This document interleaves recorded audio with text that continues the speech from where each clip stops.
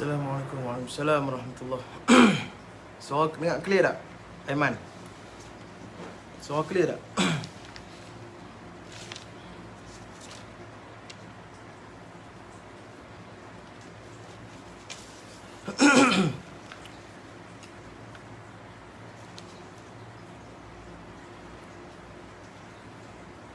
Bismillahirrahmanirrahim. Okey tak? Suara clear tak? Kita tunggu lagi 5 minit kita mula. Kita pergi masuk dulu.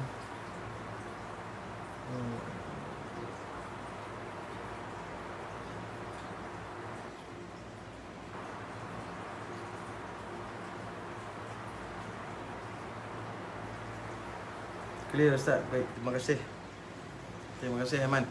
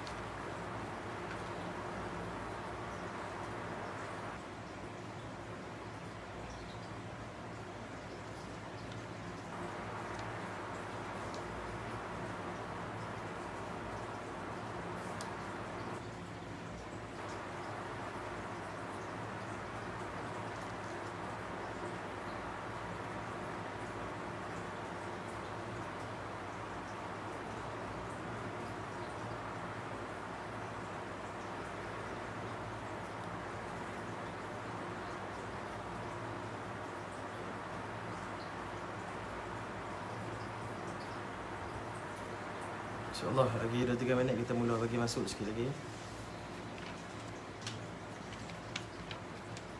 Tuan-tuan tolong share insyaAllah. Akan kongsikan doa-doa dan juga petua lah.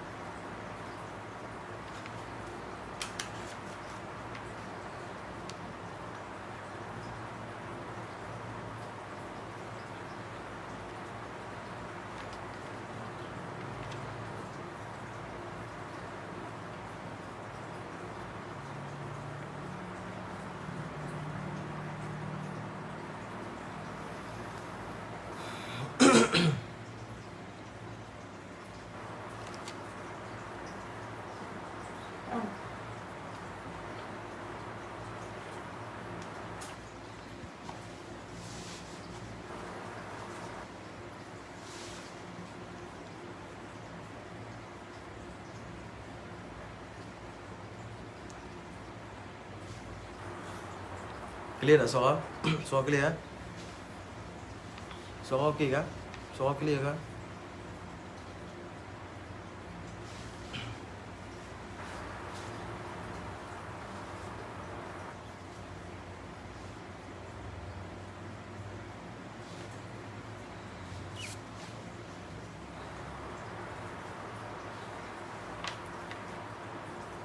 Bismillahirrahmanirrahim. Assalamualaikum warahmatullahi wabarakatuh. Innal hamdalillah nahmaduhu wa nasta'inuhu wa nastahdihi wa astaghfiruh. Wa na'udzu billahi min syururi anfusina wa min sayyiati a'malina. Man yahdihillahu fala mudilla lahu wa man yudlilhu fala hadiyalah. Ashhadu an la ilaha illallah wahdahu la syarika lah. Wa ashhadu anna Muhammadan abduhu wa rasuluh. Allahumma salli ala sayyidina Muhammad tibbil qulubi wa dawaiha wa afiyatil abdani wa shifaiha wa nuril absari wa diyaiha wa ala alihi wa sahbihi ajma'in. Rabbi shrah li sadri wa yassir li amri wahlul 'uqdatam min lisani yafqahu qawli. Wala hawla wala quwwata illa billah al-'aliyyil 'azim. Wala hawla wala quwwata illa billah al-'aliyyil 'azim. ولا حول ولا قوة إلا بالله العلي العظيم. أما بعد، أيها المؤمنون اتقوا الله، أوصيكم وإياي بتقوى الله، فقد فاز المتقون. Alhamdulillah. Terima kasih Ustaz Sobri. Waalaikumsalam. Cikgu Gorkri. Alhamdulillah. Mambang Kulim. Assalamualaikum. Waalaikumsalam warahmatullahi. Esok dah boleh mengai dah. Kita dah boleh start pergi mancing dah. Kan, keluarlah hari ni beberapa kenyataan lah, badminton pun boleh main dah. Kan, bola sepak pun boleh main dah tuan-tuan. Tapi seorang lah kan, seorang pun boleh lah. Kan, dia berkata training macam shooting soccer tu kan, buat dekat dinding tu, training seorang-seorang kan. Kemudian adalah beberapa sukan lagi yang dibenarkan main. Jadi bolehlah mula dah tuan-tuan nak bersukan kan. Jadi saya pun dah bersemangat lah untuk nak bersukan balik kan. Pasal duduk di rumah PKP. Baik, muslimin muslimat yang dirahmati Allah sekalian, suara clear lah. Saya nak kongsikan kepada tuan-tuan pada malam ni. Saya ambil 15 minit, 20 minit saja malam ni, ringkas saja. Nak kongsi dengan tuan-tuan petua dan juga doa sakit darah tinggi dan juga panas baran. Saya post lah banyak grup, banyak grup saya post iklan petang tadi untuk kita nak buat sesi malam ni kan, doa dan juga petua. Kemudian ada orang ada orang dia PM saya di Facebook, dia minta saya tambah satu petua untuk nyanyuk kan, petua untuk nyanyuk. Dia kata mak ayah dia ni dah makin nyanyuk kan, umur pun dah 70-80 kan. Jadi ada tak cara nak buat bagi tak nyanyuk tuan-tuan? Arwah tok saya, Hajah tok saya, Hajah Fatimah tok saya ni, umur dia ni 70 lebih, tua tuan-tuan. Saya pun tak ingat 80 ke. Dia nyanyuk ni tak ada langsung kan, tak ada langsung nyanyuk, mata pun terang, telinga pun dengar dan sebagainya kan, memang sangat hebat lah. Jadi saya berkongsi. Waalaikumsalam Ustaz Syahyan. Okay. Saya berkongsi dengan dia beberapa petua dan juga beberapa petua untuk dengan guru saya untuk nak hindar daripada penyakit nyanyuk ni. Jadi 3 tuan-tuan lah, 3 saya akan kongsi dengan tuan-tuan. Yang pertama darah tinggi, yang kedua panas baran, yang ketiga penyakit nyanyuk. Baik, tapi yang pertama sekali iaitu berkaitan dengan darah tinggi. Penyakit yang ada darah tinggi, orang yang ada darah tinggi ataupun orang yang belum ada darah tinggi. Yang belum ada darah tinggi, jaga-jaga, jangan bagi ada darah tinggi. Kita kena kontrol pemakanan kita. Kalau agak-agak nak rasa main darah tinggi tu macam mana Ustaz? Dia jadi cepat marah. Ada kaitan tuan-tuan darah tinggi dengan cepat marah. Dia jadi baran, sikit-sikit dia nak marah kan, sikit-sikit dia nak marah. Itu bahaya. Kan? Kadang-kadang benda yang kecil tu yang kita tak perlu marah pun dia suka marah. Kan? Sikap marah ni saya kita kongsi macam mana kita nak menurunkan kemarahan. Kena beza, marah dengan tegas kena beza. Jadi darah tinggi ni tuan-tuan, orang yang ada darah tinggi, tak kiralah muda ke tua ke. Saya jumpa paling muda ada darah tinggi darjah 3. Kan darjah 3 dah ada darah tinggi. Dah campur pula tu ada kencing manis dan sebagainya kan, darjah 3. Tahun ni darjah 4. Mungkin tuan-tuan jumpa yang lebih muda yang ada penyakit banyak ni. Kan wala'iyahzubillah. Allah Ta'ala sebut wa nunazzilu minal Qur'ani ma huwa shifa' wa rahmatul lil mu'minin. Kami menurunkan Al-Quran dengan penawar. Ada penawar di dalam Al-Quranul Karim. Baik, orang yang darah tinggi ni tuan-tuan, cari belimbing. Belimbing biasa ataupun belimbing buluh. Dia banyak petua tuan-tuan. Yang ni petua yang guru saya beritahu. Nah, untuk darah tinggi, belimbing ataupun belimbing buluh, tuan-tuan carilah dekat mana-mana pun, dekat kawasan kampung, tuan-tuan blend dia. Blend belimbing tadi ni, berapa biji pun terpulang kepada tuan-tuan lah. 3 biji ke, 5 biji ke, 10 biji ke, terpulang kepada tuan-tuan. Maka selepas tuan-tuan blend, tuan-tuan tapih. Kan kita blend, dalam blend tu kita nak tuang dalam cawan tu, kita tapih dia. Jadi kita minum yang ayak tu saja. Yang serbuk-serbuk dia kita buang. Maka ayak tadi tu nak minum terus ke? Ayak tadi ni tuan-tuan, masukkan sedikit madu. Madu 1 camca sudah. Madu tualang. Jangan pakai madu kelulut. Madu kelulut pun boleh juga. Nombor 2. Kalau tak ada madu tualang, baru guna madu kelulut. Masukkan dalam ayak belimbing yang kita rebus tadi ni. Baik. Kemudian tuan-tuan, sebelum kita nak minum, cara minum dia tuan-tuan, tuan-tuan kena minum 2 hari minum, 2 hari rehat. 2 hari minum, 2 hari rehat. Isnin, Selasa kita minum, waktu pagi sekali, waktu nak tidur sekali, ataupun dia nak buat pagi saja, pagi Isnin, pagi Selasa, boleh, tak ada masalah. Rabu dengan Khamis kena stop. Kemudian sambung Jumaat dengan Jumaat Isnin, Selasa, Rabu, Khamis, Jumaat, Sabtu pula. dan seterusnya. Macam 2 hari minum, 2 hari rehat. Baik. Jadi apabila kita selesai buat tapih hayak tadi ni, belimbing tadi ni ataupun belimbing bulu, kita masukkan madu 1 camca, guna camca plastik. Boleh tak guna camca besi? Macam-macam lah orang kata tak boleh dan sebagainya kan. Gunalah camca plastik kan. Dah tak ada juga ustaz. Gunalah camca besi pun tak menjadi masalah pun. Bubuh dalam ayak yang blender tadi ni, yang kita tapih ni, tuan-tuan kena baca beberapa doa. Tadi petua ni saya nak bagi doa. Doa yang terdapat di dalam ikhtiar penyembuh Tuan Guru almarhum Tuan Guru Datuk Harudin. Tuan-tuan boleh cari doa, macam-macam doa dah. Baik. Pertama sekali tuan-tuan kenakan bacaan Al-Fatihah. Tuan-tuan tahu Al-Fatihah lah. Alhamdulillahirabbil alamin. Habis waladdallin Al-Fatihah, tuan-tuan masuk satu selawat, yang ini dipanggil selawat syifa. Tuan-tuan mesti tahu selawat syifa kita jangan tinggal. Kemudian kita baca surah Al-Hashr ayat 21 hingga ayat 24. Tuan-tuan ayat 21 hingga ayat 24 surah Al-Hashr. Bunyi dia tuan-tuan selalu dengar. Lau anzalna hadzal Qur'ana ala jabalin la ra'aitahu khashi'an mutasaddian min khasyatillah. Tuan-tuan habis baca 3 tadi ni, Al-Fatihah, selawat syifa, surah Al-Hashr, tuan-tuan buih dalam ayat tu, tuan-tuan minum Isnin Selasa 2 hari. 2 hari tuan-tuan rehat. Yang mana baru masuk, selamat datang. Tak ada tadi, tuan-tuan kena revamp balik sehari ni. Tengok sebelum tu macam mana cara nak minum dia. Tuan-tuan minum. InsyaAllah saya dah buat kepada 6 orang. 6 orang daripada ramai lah. Daripada belas-belasan orang, 6 orang dalam masa 4 bulan. 4 bulan selesai darah tinggi tuan-tuan. Saya dah bagi dah kepada orang-orang yang ada darah tinggi. Antaranya jemaah yang saya kuliah. Banyak kadang-kadang ni umur 30, umur 40 ada darah tinggi. Jadi sebelum nak sampai penyakit-penyakit lain ni, baik kita cegah siap-siap tuan-tuan. Jangan bila ada darah tinggi, baik pilih, tak apalah, makanlah, kena kencing manis pula. Kena kencing manis, tak apalah, kena pula gout pula. Tak apalah, makanlah ubat pun, makanlah ubat hospital sampai 5 ke, kena buah pinggang pula. Jangan. Bila ada satu, kita perhabis bang penyakit itu, supaya penyakit ni tak main dah. Pasal satu penyakit yang masuk dalam badan kita, dia telah membuka ruang untuk penyakit lain masuk. Tuan-tuan, baik, itu yang pertama tadi, selesai dah.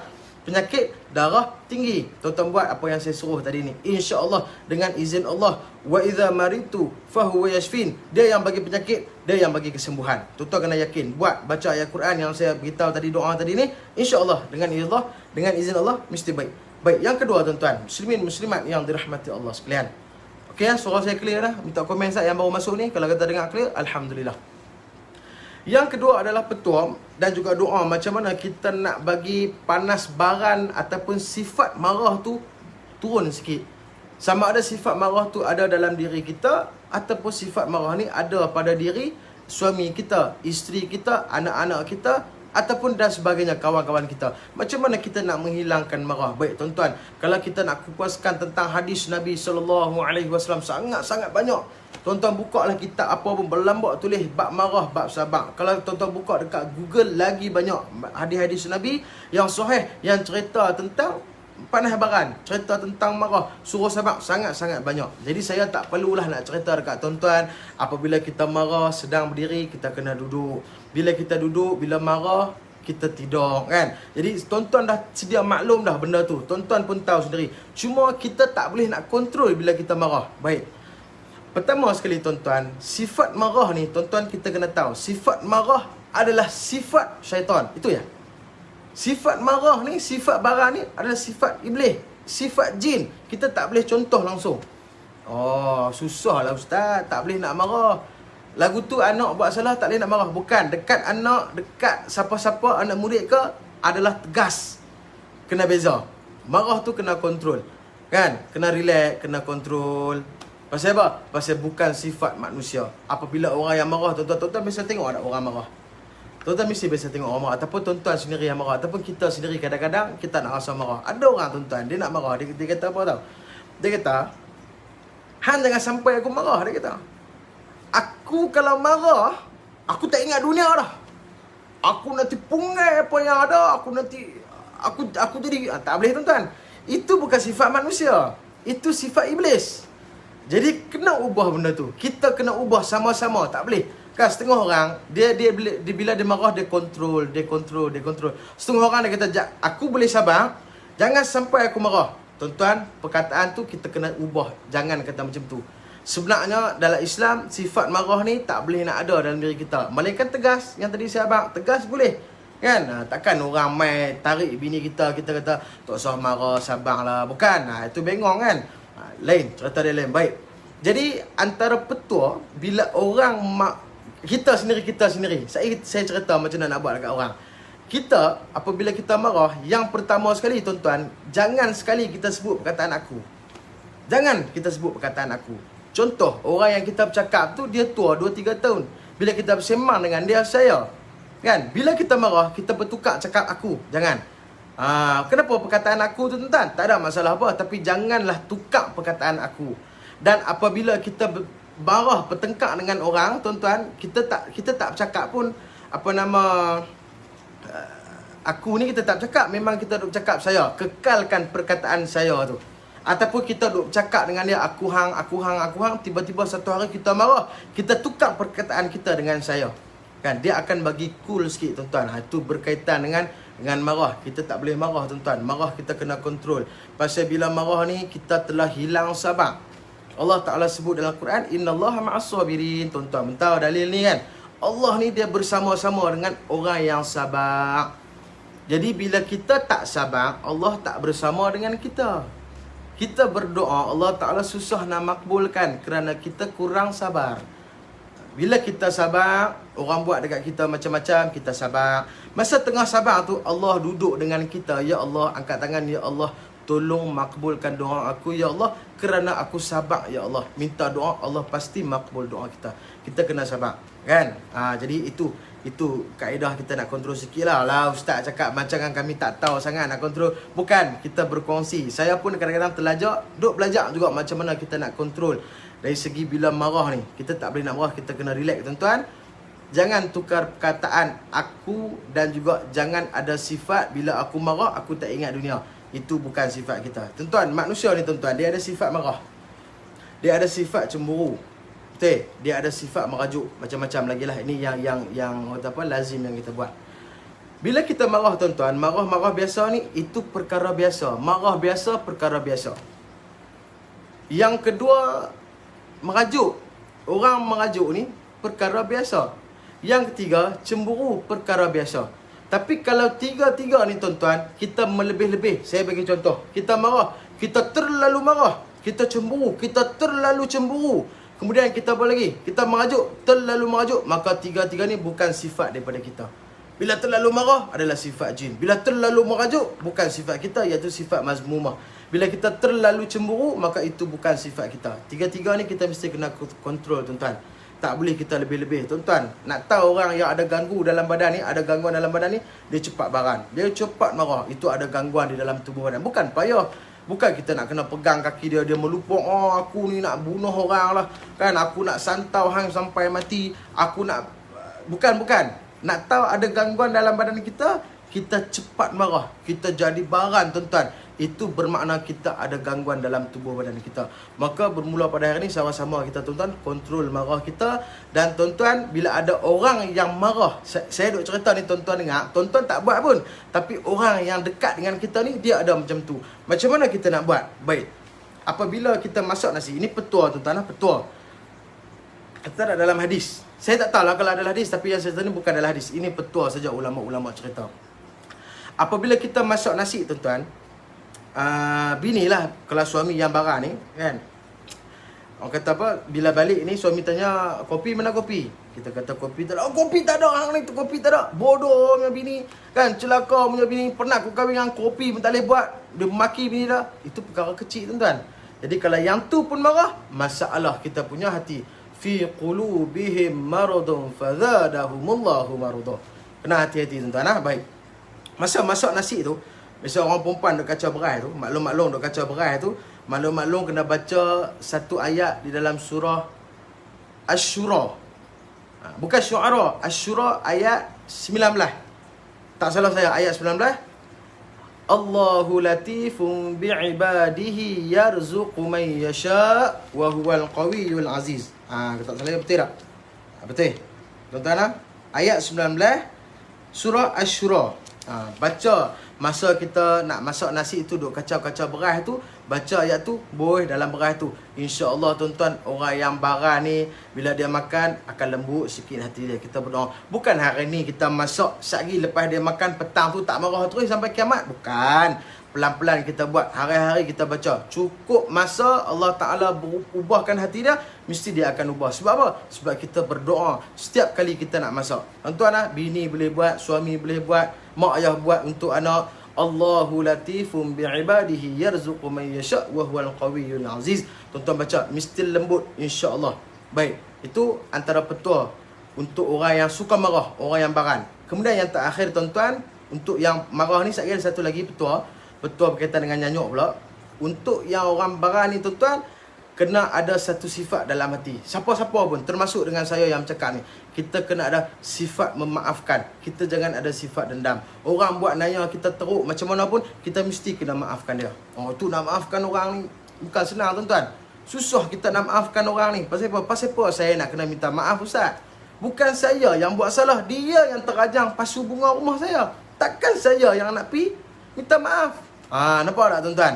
Itu sifat yang semua orang boleh bercakap, tapi tak semua orang yang boleh lakukan. Tuan-tuan, kalau kita tidak memaafkan orang yang buat salah kepada kita, kita tak boleh nak maafkan dia, apa yang kita dapat?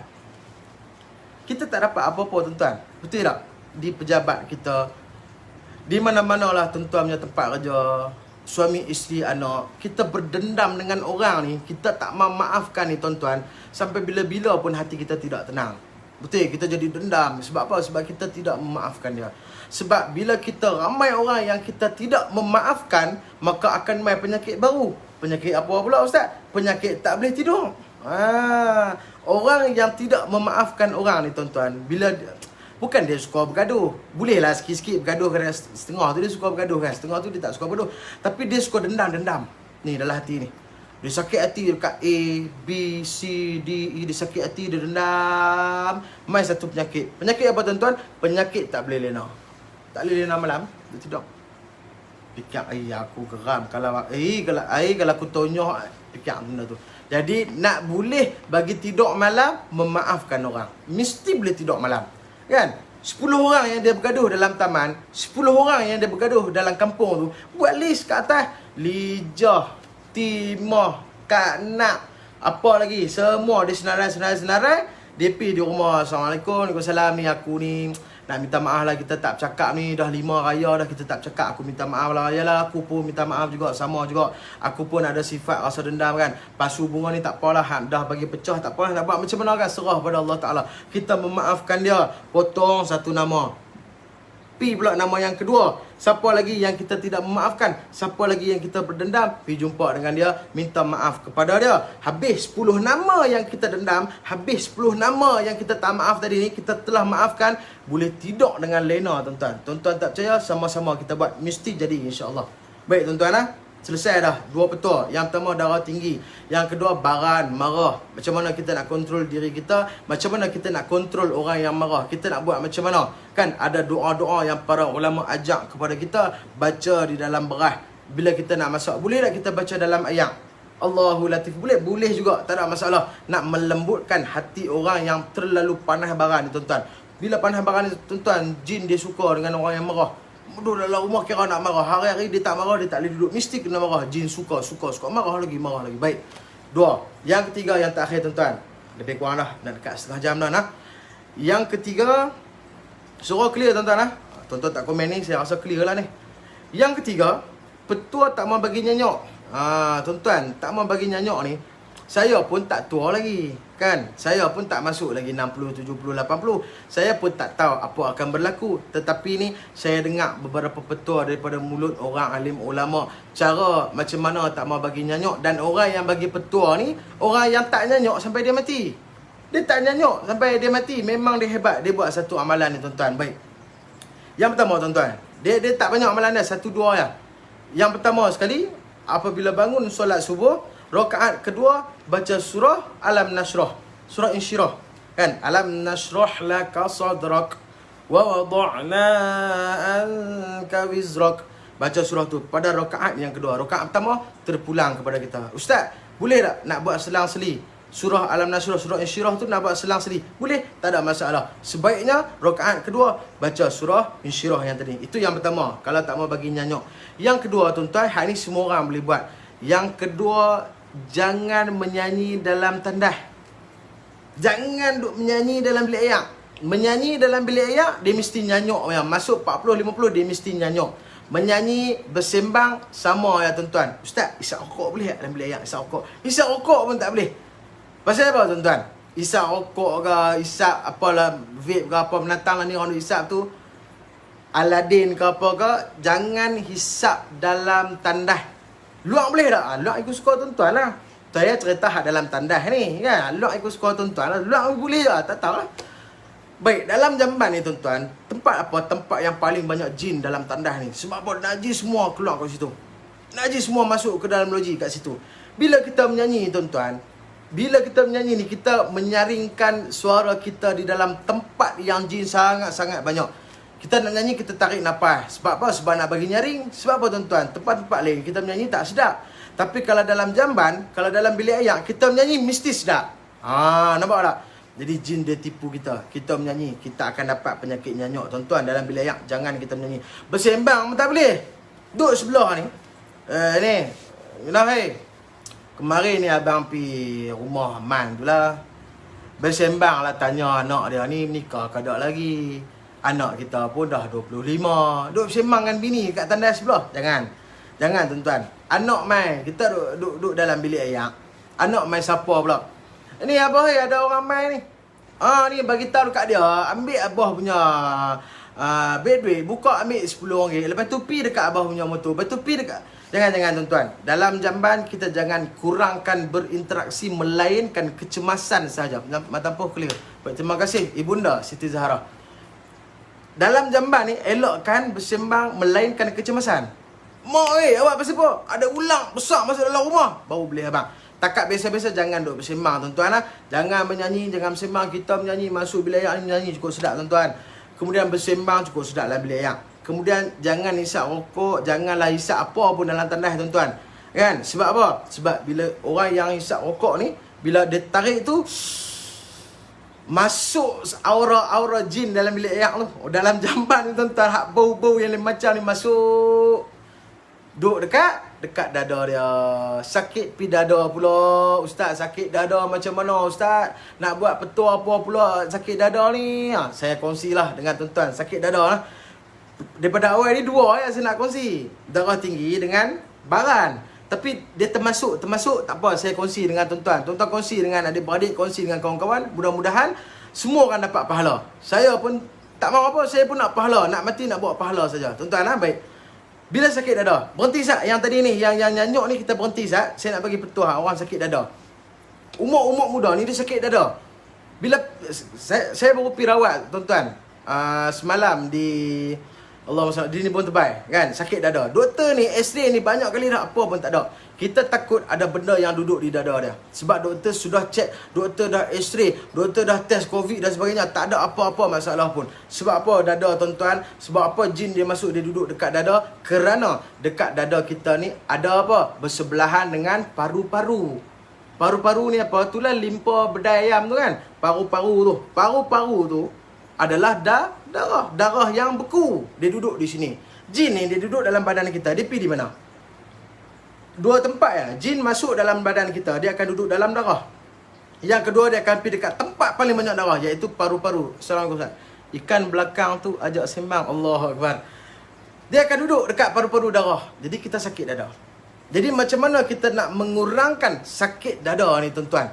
Ataupun kita nak bagi baik. Tuan-tuan boleh pergi cari minyak wangi. Tuan-tuan pergi cari sendiri. Saya tak menera kan. Tapi tak tahulah satu hari nanti kan, kalau orang minta saya akan buat.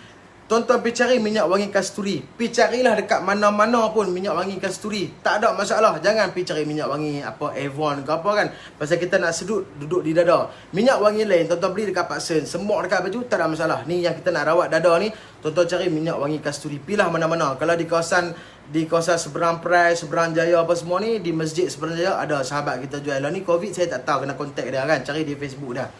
Minyak wangi kasturi tu tuan-tuan, kita ambil, kita bau.